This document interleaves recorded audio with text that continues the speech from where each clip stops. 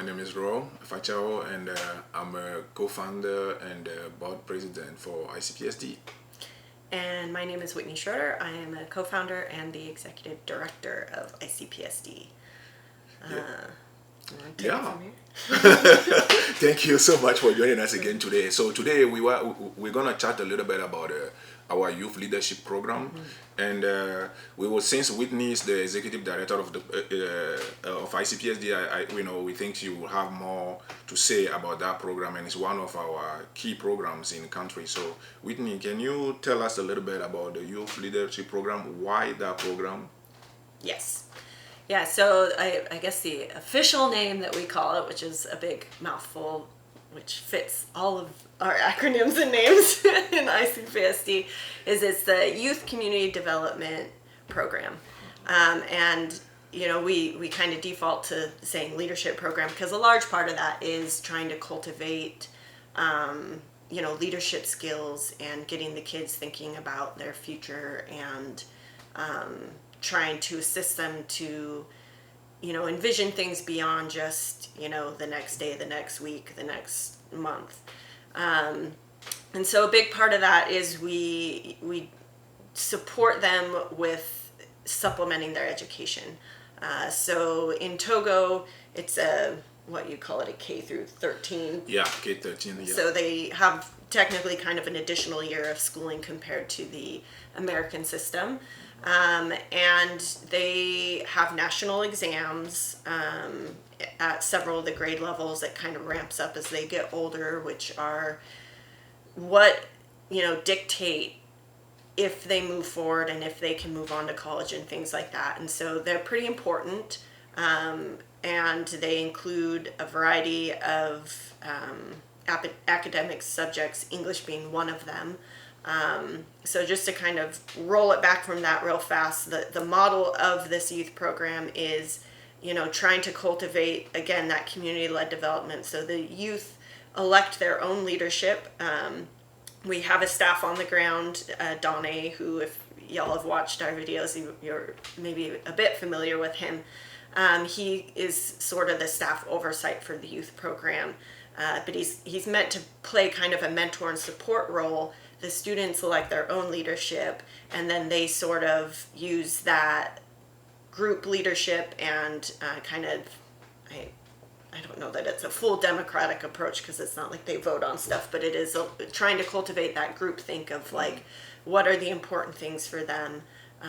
What do they want to focus on? They also like to keep things like traditional dance as well as modern dance, a melding of that, different activities that they sort of prioritize as their importance.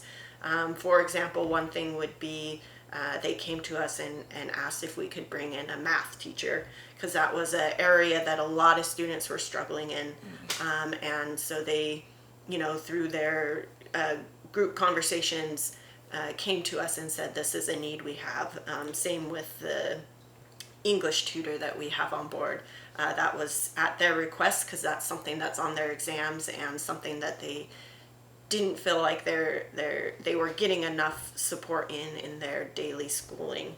Did you want to add something? I heard you. Yeah, so just like you said, the youth in country needs that type of I would say after school program, right? In order to basically help them with some of the subjects that they're struggling with, and for a long time, after school program used to be reserved just to folks who have the means because you have to pay for those programs and not a lot of people could pay for those, and then it creates the two tiers program where people with means could actually get their kid through those programs, basically reinforcing their learning and other stuff, and then people who don't have any means basically have to rely on their own to basically learn some of those subjects. And then don't forget that usually we have in Togo we have very crowded classrooms, and then it's very hard to be able to learn effectively in the classroom setting. So our leadership program has been supporting the youth in our program by giving them support in English and in mathematics, and then obviously, like you mentioned, they do all type of activities, some social activities, in order to basically create a group cohesion and community, right? that they depend on. So yeah, thank you. So can you tell us a little bit about the other programs that we do in order to support to create this leadership Yeah, within so the youth how in it Togo? integrates there. Um, before I do that, I wanted to touch on one thing. Is the other thing? So along with providing, some supplementary education, and for those of you who've been with us for a while, there's also the computer lab. So trying to build digital literacy, that aspect of it. But what we're also doing is helping pay for their education. And so what the goal with that is free. It's not much to us when we hear it. The cost of like, $50 covers a year of their education costs and all that stuff. But for them, that's a pretty big deal. And what that allows us to do is free up some time for them to participate in the program doing these activities, because they're not having to try and find work to get money for their school tuition. So there's that aspect as well. And to get into Rose's question about, we have done some partnerships. There's a local organization in Togo, Togolese led, that is called Bilaman. And it focuses on trying to cultivate similar to us, that community amongst the youth, but also get them thinking about their financial future. Trying to get them into that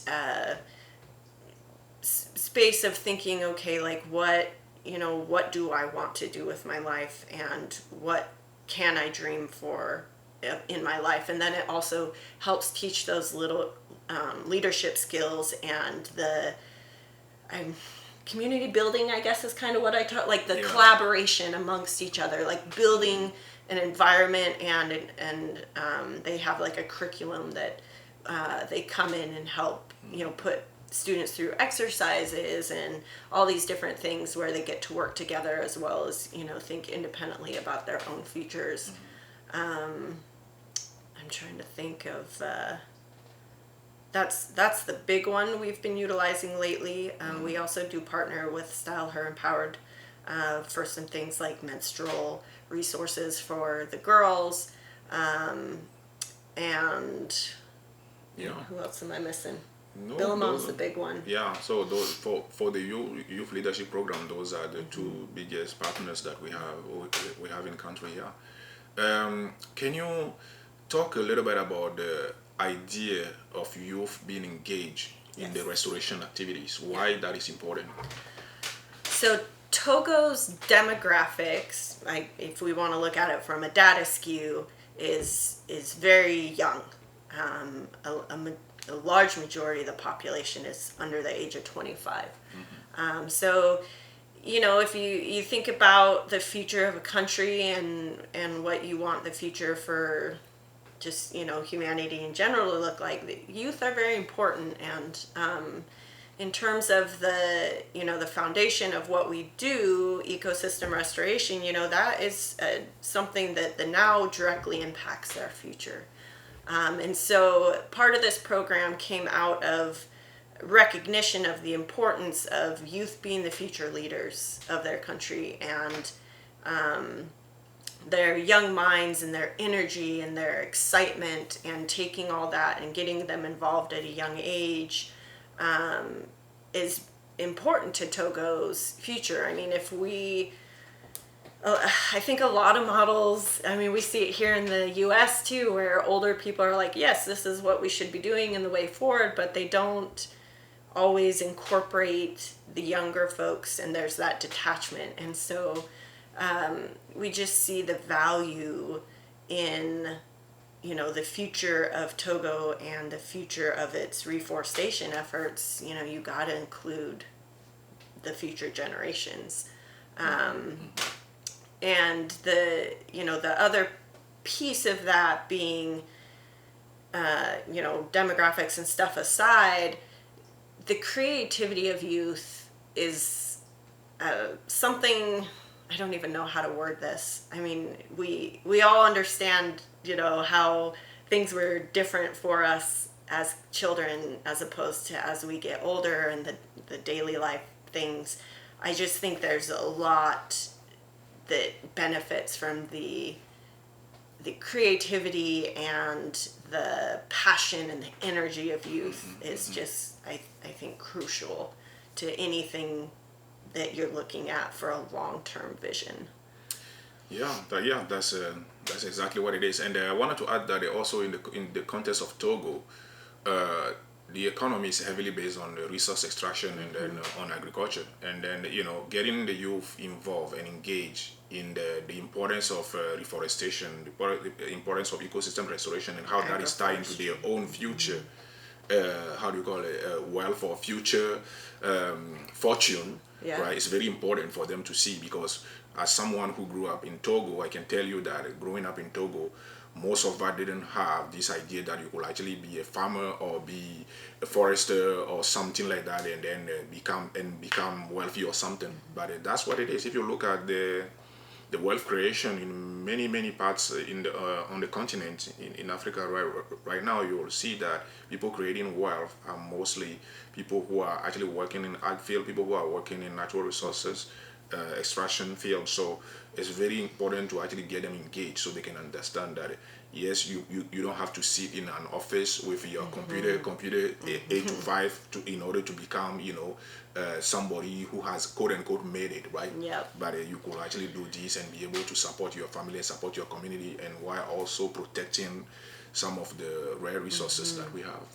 Which is, I think, especially important in the Togo context, because those 8 to 5 office jobs, especially for youth growing up in rural areas, those are very competitive, very hard to access. A lot of them aren't getting the educational foundation needed.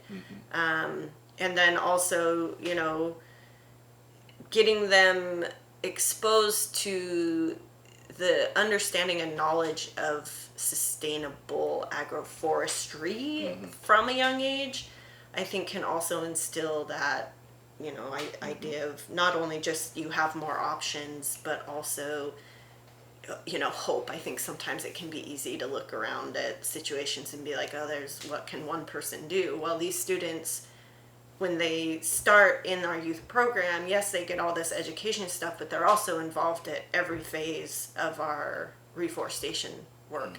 So they also participate with Lola New in helping get the seedlings started. They have the opportunity to help care and check on the seedlings in the nursery. They participate in the outplanting. They've had also pre-COVID, but getting workshops of their own, so ones that are tailored to their education and understanding, and building that foundation for this idea of a sustainable future, not just a fully extractive one. And then we've partnered with U of I in the past to do some scientific experimentation at the junior high school in Noche. And this last summer we partnered with her name was Susan. Susan White, and she reached out to us. She'd come across us on social media, and she had done, I'm totally blanking on the organization she's affiliated with, but has done a lot of youth science type programs. And so she happened to be coming to Togo that summer, and we were able to set up it was just a fun day of very hands-on scientific experiments. So and I think that was the biggest or the most rewarding piece for the kids, it seemed like, was that they were getting to do this hands-on stuff and see stuff in real time, and that, I think a lot of us can, here in the States, can remember back to, some of the fun experiences we got to do in science classes that at a young age that just almost seemed like magic at that age. And so it's just, continuing to cultivate that curiosity and passion for more knowledge and the excitement of learning, and all of that, with their futures in mind. Good. Yeah, that was very exciting. I was there when the program was happening. It was very exciting to see the youth, some of the students, playing with the tubes, playing with all type of equipment, scientific equipment. And for some of them, it was the first time that they actually had to experiment, experiment with some of those, tools that we use in scientific experimentation. And obviously they've been learning some of those in class, but a lot of those schools don't have any lab where they could actually experiment. Some of the things they talk about in chemistry and physics. So it was really good to have Miss Susan White, in Noche to actually experiment with them. Thank you again, Susan, if you're listening to us. We hope we can do this again. Yeah, it was so rewarding to the students. And, it's something I think, at least in a lot of Western culture, we take advantage, or take for granted. We have labs in our school. We get to do these things. Just imagine if you're trying to learn this stuff just from a textbook. Like, it's exponentially harder when you don't get that hands-on application. So it was really fun to kind of see the students light up and be pretty excited about that. So, would you like to add anything else to the youth leadership program? Oh, I'm sure there's something I'm forgetting. Anyway, this is a program that is gonna be done, basically throughout the year. So if we forget something, and as long as folks ask us to talk about, I thought of one last piece. Is we've mentioned this before about how, technically we have our ecosystem restoration program and the youth community development program and the experiential learning program, but they're separate but together. And so the youth are involved just as much in the experiential learning program side of things as in the restoration side of things. So when we bring folks over from the U.S., they get to experience that cross-cultural exchange and exposure and learn and reciprocate and get to share. They always get really excited to share their world and their culture with others. And then, our big dream is to someday be able to, have it go both ways. Let's get students to come over and have some experience over here too, not just Western students coming over. So that's good. All right, thank you so much for joining us for this talk, and we'll see you next time. Thank you. Thanks. Cheers.